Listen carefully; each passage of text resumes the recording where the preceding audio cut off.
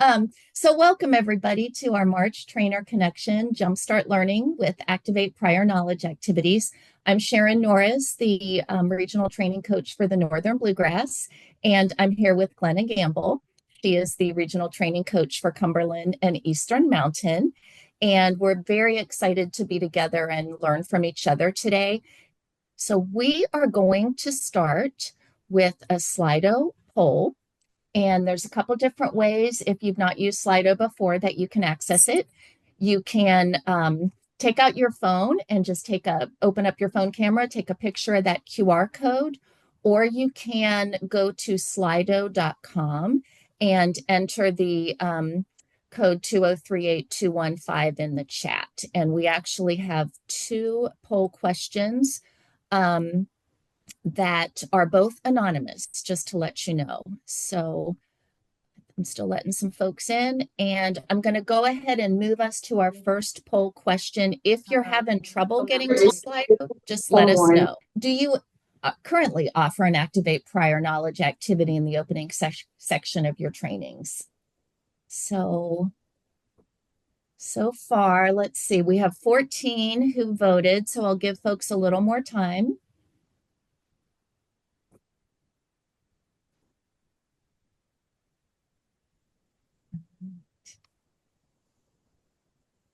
Can everybody get to the Slido? You can either use the QR code that's on your screen on the top left, or you can go to slido.com and enter the code 2038215.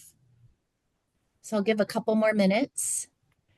And it looks like, okay, most of you do, actually all of you do activate prior knowledge activities either always or sometimes. So that's awesome. All right. Well, I will go ahead and move on to our next poll question then. Let's see if this is coming up. Okay, and this is a different type of Slido poll. This is an open text question. So you can type a few words or even a sentence. Just what is a favorite activity that you use to open your trainings?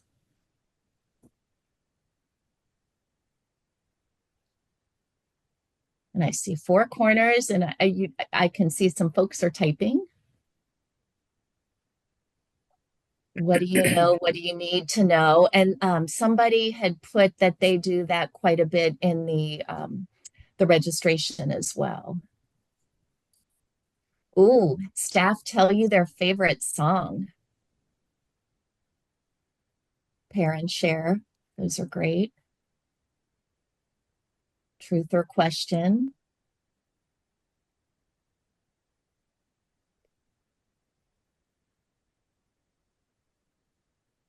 A pre-needs assessment, staff to tell you their expectations. The KWL, what do you want to know? What do you know? What do you want to learn? Okay.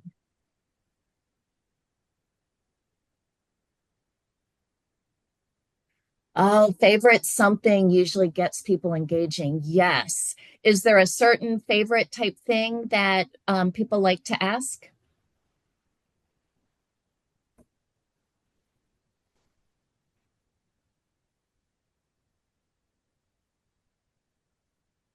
I know sometimes favorite hobby is a good one, or favorite music. So there's a couple people more people typing.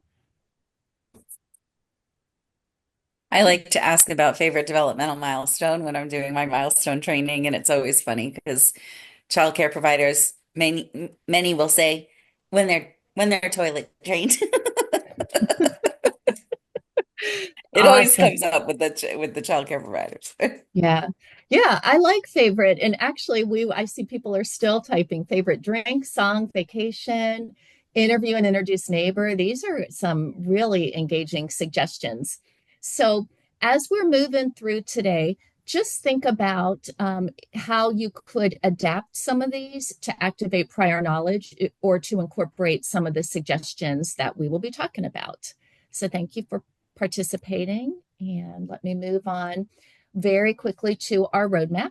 So we are going to spend most of our time today on number 3 and number 4. where after we've kind of reviewed Activate Prior Knowledge and why it's important, we're going to look at lots of different examples. We have a variety of examples that work for different delivery methods. We want to make sure to learn from you all what's worked, what you do. And then, as mentioned, we'll spend some time at the end hearing from Kayla and Jennifer. We will be debriefing at the end of all of our examples. So we do encourage you to kind of jot down and take some notes if there's anything that really appeals to you. And now I will turn things over to Glenna. Okay. Why would you think that activating prior knowledge would be important? What could it bring to a training for you or for others? Anybody want to add in chat or unmute and tell us why that would be important? Hi, this is Linda Wood.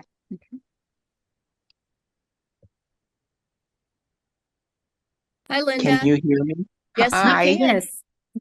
Well, to me, activating prior knowledge is our whole basis of scaffolding.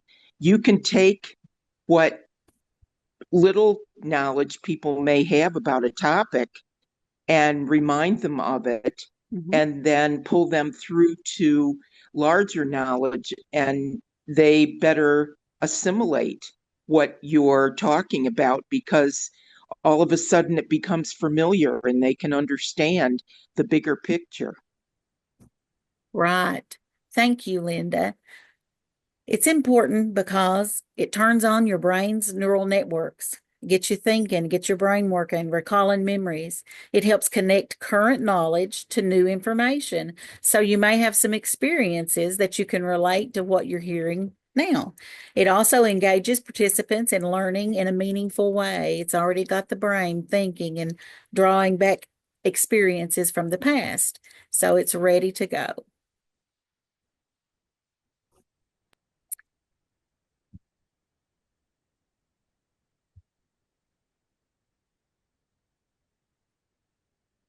All right. Well, thank you, Glenna. And thank you for those who commented in the chat. And thank you, Linda.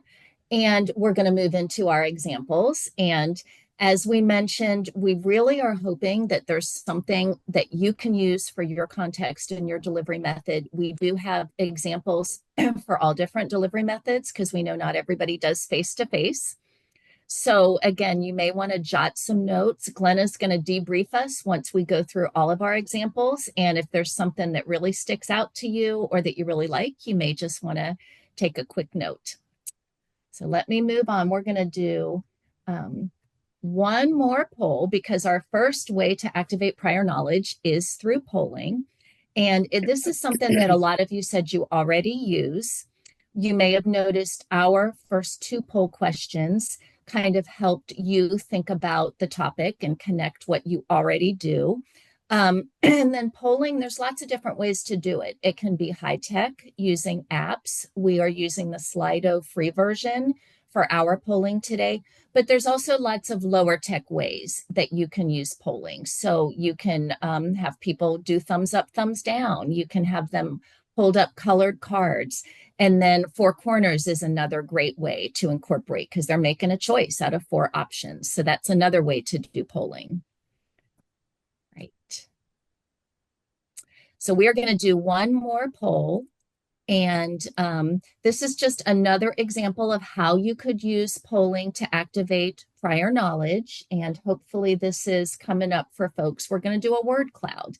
And so an example of how you could do this is if you were teaching a training on supporting science learning, you could ask a question, what is your favorite science material? So you should be able to get right back into that poll, and I will open up the poll.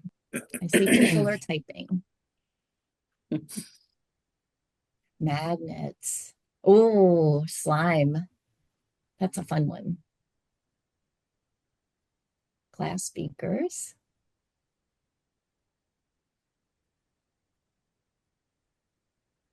If anybody has a good recipe for slime, go ahead and, or a good source, put it in the chat.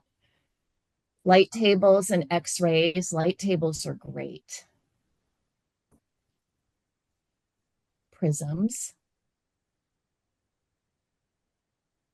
tree branches and pine cones. Nature materials are such fantastic science materials. Flashlights, lots of great ideas here. A couple more people. I see more people typing. That's great. Rocks, kinetic sand.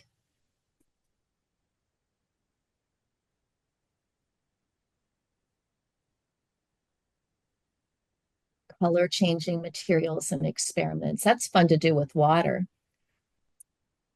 Right. So it looks like we've got a big variety of different materials that people like. And you'll notice more people said slime, so that got a little bigger.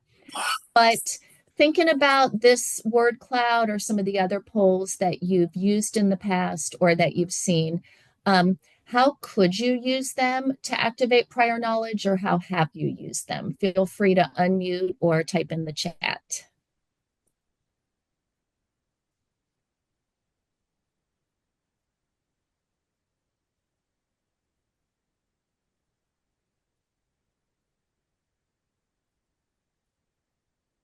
Any other suggestions on polling?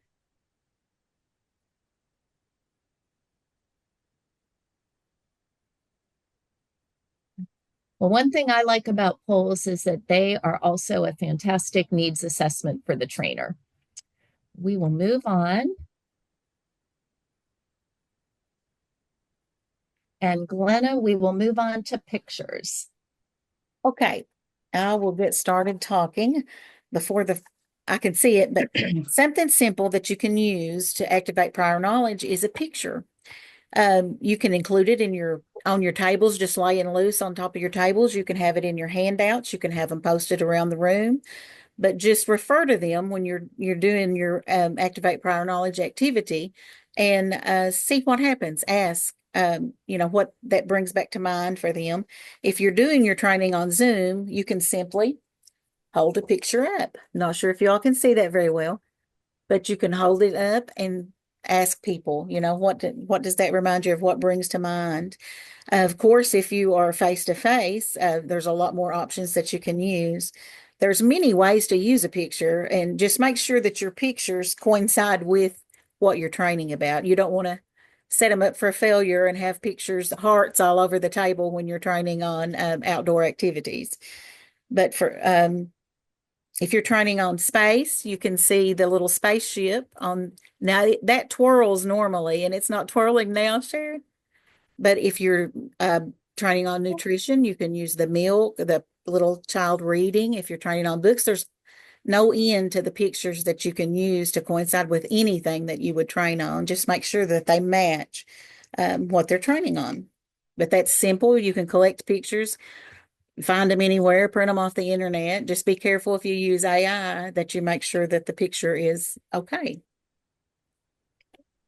I wanted to quickly talk about the pictures. I recently used pictures in Activate Prior Knowledge activity. So I put the pictures, so they had to, it was almost like a scavenger hunt. They had to go find the picture that went with what I was asking them to find, and that got them moving. But I mean, you could use that activity, in a different way by having them go look at the pictures, and like if they were doing arrangements, they could would this be a good arrangement for X, Y, or Z?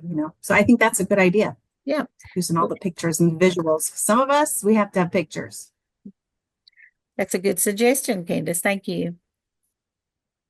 Absolutely. Some of us are visual.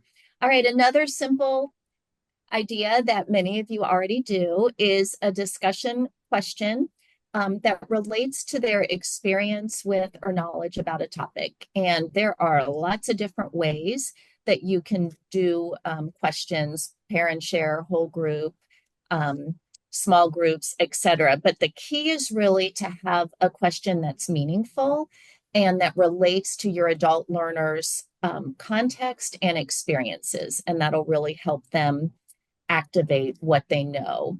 So I'm moving to the next screen, and here are 3 examples of possible short discussion questions you could use that will help people access their prior knowledge. The first question on play, what was your favorite play activity as a child and what did it teach you? This was something that we used recently in some Never Too Early trainings.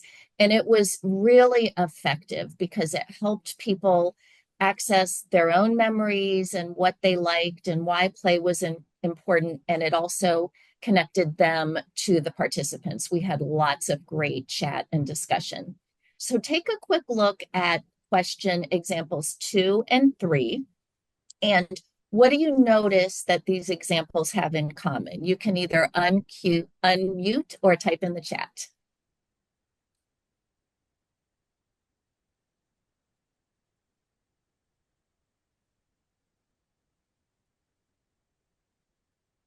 You're creating a connection between the trainer and the content or the thing that you're looking for. Literacy, what's your favorite book? Yeah, it's a personal question. Yeah, it's these questions are favorite. They don't have to be favorite, but they are personal, like you all said, and they relate to something positive in the learner's experience. And not all questions have to be positive, but positive questions like this can be really helpful at the beginning because it helps learners access their own motivation. What's in it for me? And usually something positive that they like also helps them access a strength. And that can be really important in implementing, making change after training. So very quickly, are there any other questions that you could use or that you have used to activate prior knowledge? You can type in the chat or unmute.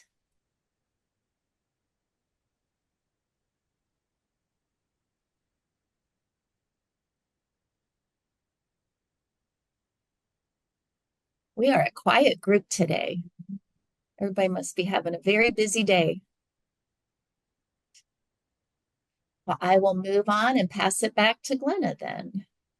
Okay, the next thing we're going to talk about is props. And props are objects that you can make that can make you think of an experience you had, bring back a memory, and you can use anything. But again, you want to balance it with what you're training. But you can use a pack of crayons. Now, what does that make you think? We'll practice in just a minute, so that's just a rhetorical question. Crayons, you've got, well, a paintbrush, a big die. I thought all the time that this would be what you could use for a game, but then I started thinking, or math. If you're training on math in the classroom, you could use that. A deck of cards, the same, games or math. And then I had, now you wouldn't want to use these big scissors, but I don't have any kitties anymore at home, so they're all big scissors now. But you can use anything, stuffed animals, anything that you can use in the classroom when you're training child care professionals.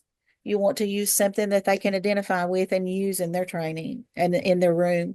You can use a prop of your choice to trigger a memory or a past experience. And it's simple. It's fun. Collecting things is fun and then presenting them to see what memories they invoke in people's minds. And if you're training in person, you could even pass the prop around and people could look at it, pass it to each other. So now we're going to practice.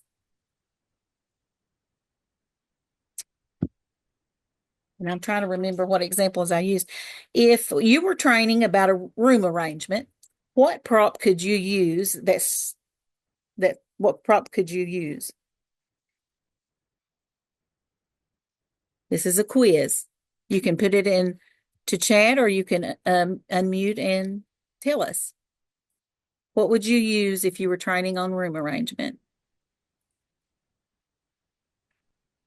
Well, you could use like materials like in dramatic play, you could use like fruit, vegetables, plates, things like that, or even dress-up clothing. Very good. Now, if your training was on gross motor, what prop could you use? For gross motor, you can actually have like tape on the floor and where they could walk it, like walk the line or going on an adventure and we're pretending we're walking over like a river, creek, something like that. Right. Well, we had someone in the chat say center signs. That was for the first question on room arrangement. And Becky said a room arrangement prop, different materials for different centers. You know, you could bring something from each area. And we've got blueprint of the room and graph paper. We've had hula hoops. And then back to room arrangement from Lakeshore and blow it up for different settings. That's a good idea. Tape measures, hula hoops again, and jump ropes. So a lot of good props you all come up with that you could use for both room arrangement and gross motor. Thank you very much.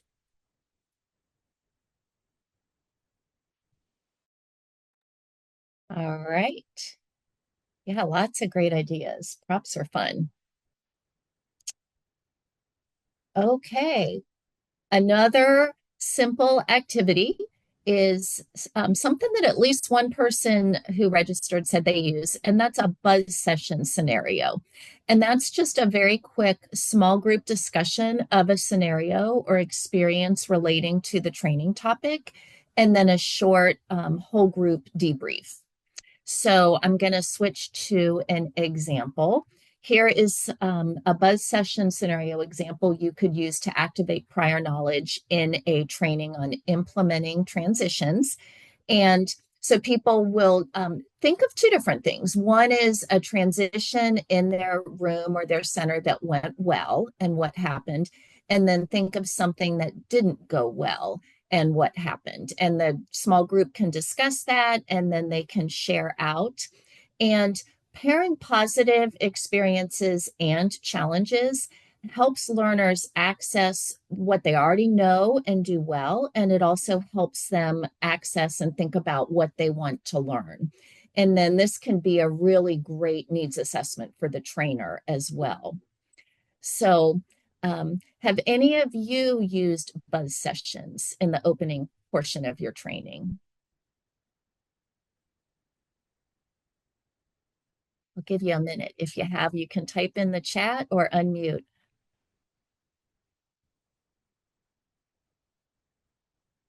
Becky says, not yet, but it sounds interesting. Yeah, we use buzz sessions a lot as exercises, but they can be really great to kind of get people thinking about the topic. Oh, Linda, you've used them. Do you have anything that's worked really well for you?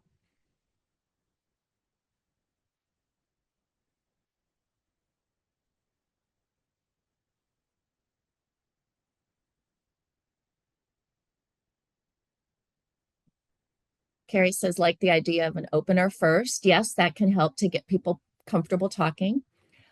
Sharon, I love this one that you have up there because I'm so stuck thinking about that I didn't even hear the next thing you said. I was like, an example of a transit. And then my mind went to all those examples of good and bad transitions in my life. And then like I missed like the last like 40 seconds. So I think that's good. Well, good. Well, I'm glad. And Carrie did make a great point too. You do want to make sure your folks feel comfortable enough that they're kind of comfortable sharing. All right. Well, thank you so much. And we will move back to Miss Glenna with alphabet brainstorming. Yes. Now this is just a little twist to brainstorming. And if you use this, you can either have the paper prepared with the first, the alphabet, or you can just give a plain piece of paper and have them jot down the alphabet as you go. And what you would ask them to do is to write down everything they know about a particular topic, using each letter of the alphabet as, a starting of a word. Now, I would suggest that you put a time limit on this because it can take up a lot of time otherwise, because you have people who have to fill everything out that want A to Z for everything. But you can give them 3 to 5 minutes to complete and then give them another maybe 3 to 5 minutes to get into small groups and to review their answers and discuss anything.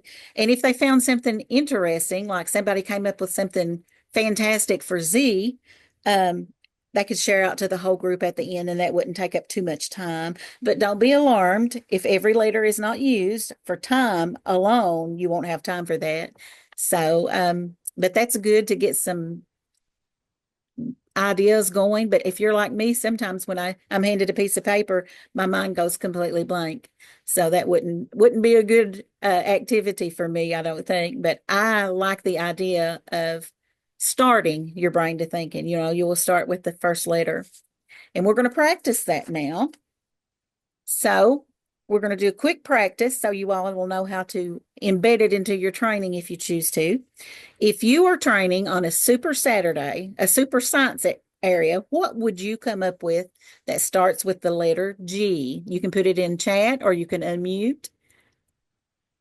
You're training on a super science area. What would you use that started with a G? What would make you think of a super science area? Goop, goggles, good answers. Grass, gorilla, good. Gravity, good job. Guessing, good. Galaxy, gas, gravel. See, that's got you all started thinking, coming up with good answers. Awesome. Goals for learning. All right, Linda. Greenhouse. Okay. Now let's move on to our letter S. If you were training about math in the classroom, what would you think of for the letter S? What could you use? For the letter S, you can unmute, you can type it in chat. Sequence, sum, scales, subties, 5 shapes, solid, scales, sorting cans, series, subtract. Very good. Y'all are right on the math. That brain had started working already.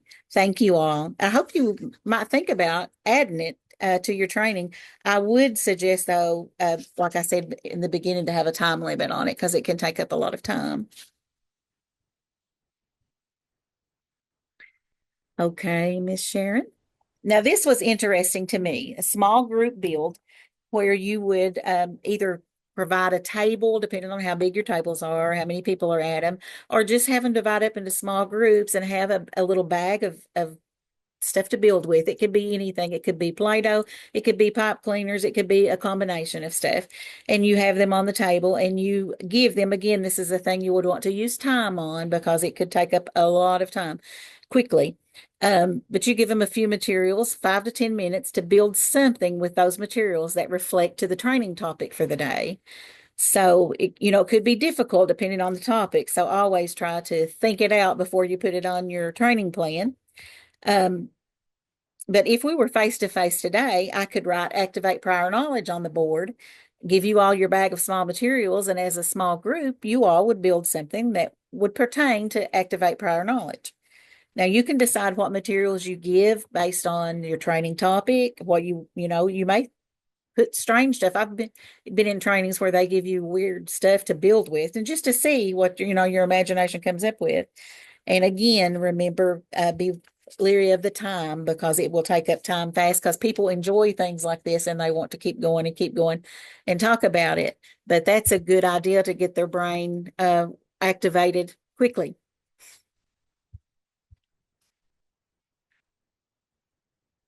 Okay, Miss Sharon. Okay. All right. Well, our next very helpful and very simple activity is brainstorming. And this is one that I know many of you use, but you can help the instructor make a list of ideas about a topic. So it can show what people know, what their experience is, what they want to know.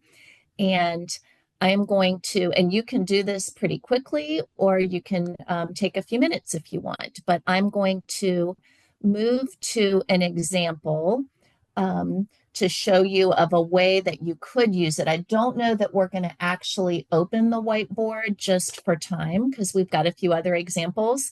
But if you are teaching synchronous training, Zoom has a whiteboard brainstorming function, and you can just open up the whiteboard. And so, for example, a question for you all today could have been, what are the ways you engage your learners at the beginning of a training? And we could have had folks put that in the whiteboard. Are there any other brainstorming questions that people have used? Anything that's been really helpful to you?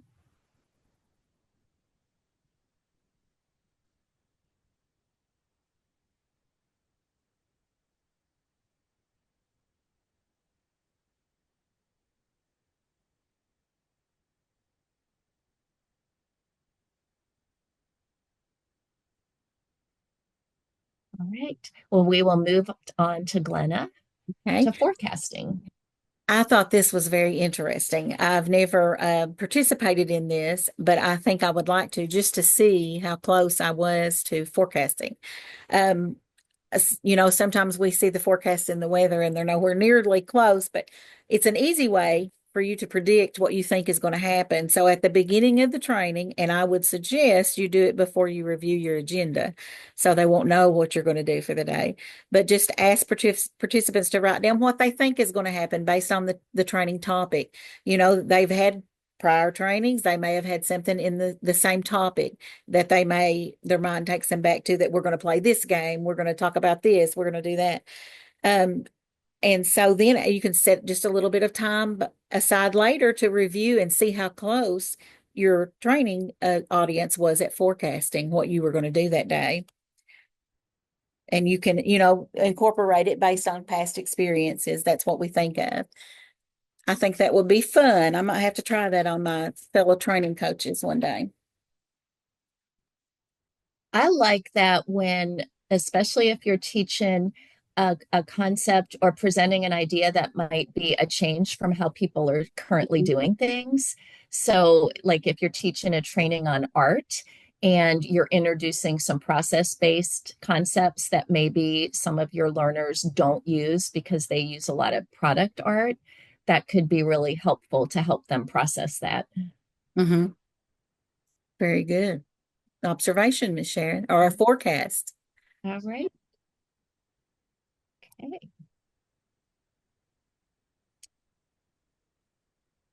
And let's see in the chat. Carrie said, good idea. All right. Well, this is our last set of ideas before we move to our debriefing. But we know that some of you do teach asynchronous trainings, either web-based, on-demand, or independent study. And there still are ways that you can activate your participants' prior knowledge in those delivery methods. On the next slide, I'm going to show you a couple of examples, and then I'm also really eager to hear, Connie, I know you do a lot of on-demand training, but if there's others that have other suggestions or things that work for you.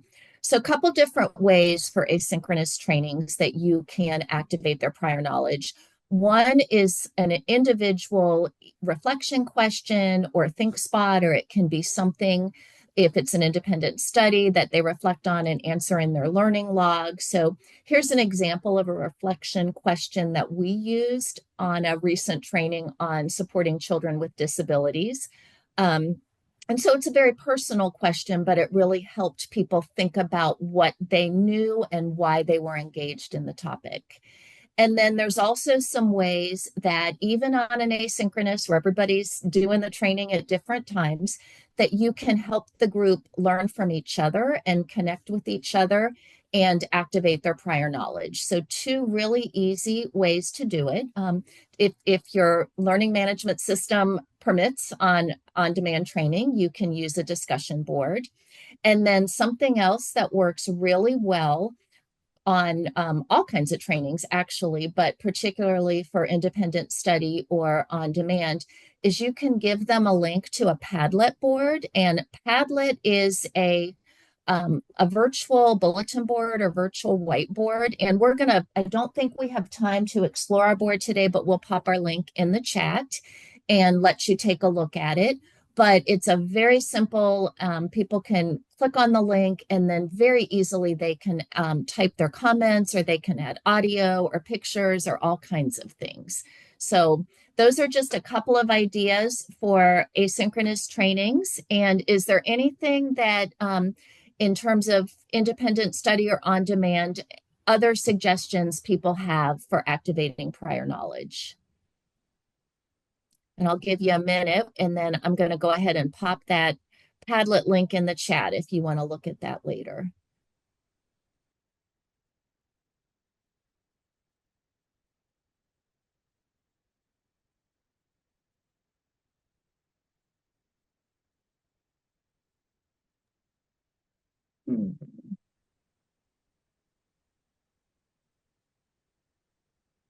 And sorry about that.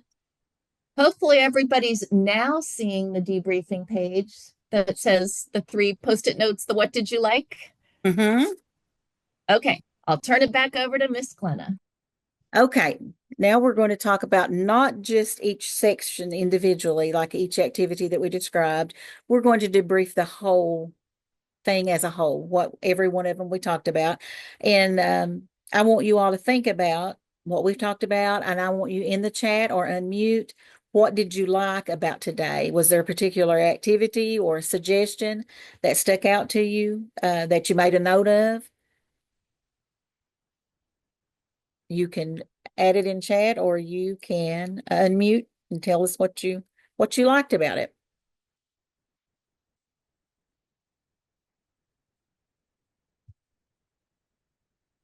Okay, what activity made you think, this could be challenging? Okay, Becky liked that you introduced a process. You also gave examples. Okay, thank you. I was excited something was specific for self-paced online. Hearing everyone's responses, it helped offer new ideas and engagement by attendees and good examples to use. Thank you all. What made it challenging? Did you see a activity that you thought, oh, that could pose a challenge to you? Okay, more ideas about ways to get participants in both face-to-face and web-based. Okay. The challenge is sometimes something might snag my brain and I miss what is said. Yeah, that's true. I like ideas that were shared, and it gives a new way of looking at how to support different types of learners. Tech talent. Okay. Yep. Tech is a challenge. Today it has been for me. I wasn't prepared to be lagging, so that has thrown me off every which way. The biggest challenge is timing up in the training. Forecasting sounds very interesting, but I need to think of ways to implement. It's kind of like a mystery to solve. Well, that's a challenge. That's something you need to figure out. It's Carrie. I like the challenges to make sure whatever you're asking, is content related to activate prior knowledge. Otherwise, it's just an icebreaker. Very good. Yeah. It's also good to practice a new idea on friends or coworkers so you feel comfortable. Challenge is giving participants enough time to think and respond, sometimes getting them back on track. Right. That's why I suggested several times to be sure you set a time limit or it would go on and on and on. Now, is there a particular activity today that you'll be using that you made a note of it and a little description that you know you're going to be using it?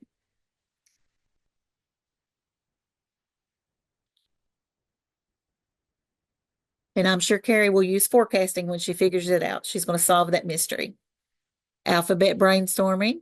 Okay. And the props. Let's see, definitely alphabet brainstorming. Padlet. Okay. We're going to have some people to look at Padlet. Very good. Now, according to the poll that we did when we started this morning, most of you at least sometimes use an activate prior knowledge activity. So hopefully today we have challenged you to be more intentional about adding an activate prior knowledge activity to every training that you do. We hope we've conveyed how important it is to use. And just as a friendly reminder, activate prior knowledge activities is one of the things we look for during the trainer observation. That is based on trainer observations is why we compiled this training today. I'm getting a bunch of, pictures on tables around the room, practice with Slido. Okay. Props, but sometimes when you're doing a training in person in a different town, it's hard to bring things. Exactly. Or I pack things, and then when I get there, I think of something that would have been so much better. Or like online, you can't see them if I hold them up. There's always a lot of things to think about when you use any of these activities. But thank you all for being attentive today and for participating. We appreciate you being here. All right. Well, thank you, Glenna, for debriefing us.